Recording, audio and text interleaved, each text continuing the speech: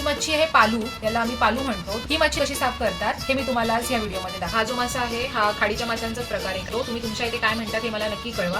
आता ह्याला कसं साफ करायचं हे मी तुम्हाला दाखवते। कैचीने हे विंग्स आहे ते कापून घेते। त्या शाईन वरूनच हा मासा किती ताजा असेल याचा आपल्याला अंदाज येतो। त्या माशाचे देखील मी हे कल्ले असे काढून घेतलेले आणि मी ह्याची जी खवलं आहे ती मोडलीवरती काढून घेते आणि जिथे कुठे मला वाटतंय की खवलं राहिलेली असतील ती मी माझ्या नखाने मी आता सगळे हे माशांची खवलं काढून घेते।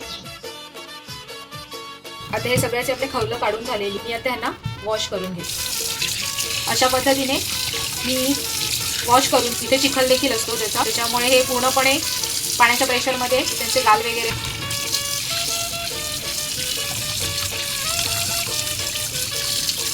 हे बघा पाण्याचं प्रेशर मारल्यानंतर ह्याच्यामध्ये हे जे चिखल होतं ही खाडीची मच्छी असते। ह्याच्यामध्ये चिखल म्हणजे जेव्हा ही मच्छी शेवाळ काही प्रकारचा दुसरा मासा खात नाही। आपण पाहू शकता पाण्यामध्ये किती घाण निघालेली आहे, म्हणजे त्याची खवलं देखील निघाले। ही आता मच्छी आपण दुसऱ्यांदा धुवून घेतलेली आपण पाहू शकता। आता ही पूर्णपणे अशी मी ह्याची खवलं काढून घेतलेली आहे। आता हे मी मोरलीचं देखील सगळी खवलं जी असतात लागली ती क्लीन करून घेतलेली। आता हा पालू आहे, पालू हे जे डोकं आहे याचं मोस्टली हा बघा इथून मी ह्याला काढणार आहे। ह्याचं मी डोकं कट केलेलं आहे। ह्याचं डोकं घेतलं तरी चालतं।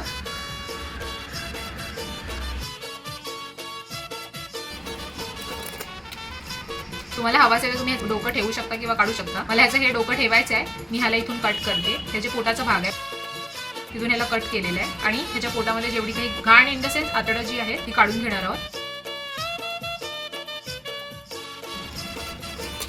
हे मी डोक्याचं सेपरेट करून घेतलंय। मला ह्याला फ्राय करायचं आहे म्हणून क्रॅक करून घेते। हे बघा ह्याचं पोट ह्याचं काढून घेतलेलं आहे आणि पोटामध्ये सगळी घाण काढलेली आहे। मच्छीची खवलं काढल्यानंतर त्याला धुवून घ्यावं, म्हणजे कसं कापताना ती मच्छी बरोबर राहत नाही। आता हे कट झाल्यानंतर याचं डोकं असं काढून घेतलेलं आहे आणि याची शेपटी पूर्ण कटिंग झाल्यानंतर मग शेपटी काढून टाकावी। झालं। जर हे तुम्हाला कालवण्यासाठी हवं असेल तर अख्खं ठेवू शकता किंवा 2 पीस करू शकता। मी आता ही सगळी मच्छी अशाच प्रकारे साफ करून घेते। आता ही आपली सगळी मच्छी कापून झालेली आहे।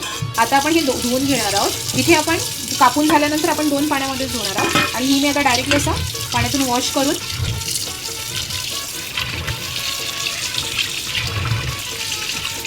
ही मच्छी आपली एका पाण्यात धुवून झालेली आहे। आपण अजून एकदा ह्याच्यावरती थोडंसं पाणी घालून धुवून घेणार आहोत। आपण पाहू शकता ही आपली मच्छी साफ झालेली आहे, 2 वेळा धुवून झालेली आहे। डिटेल व्हिडिओ आपल्या YouTube चॅनलवरती अपलोड केलेली आहे।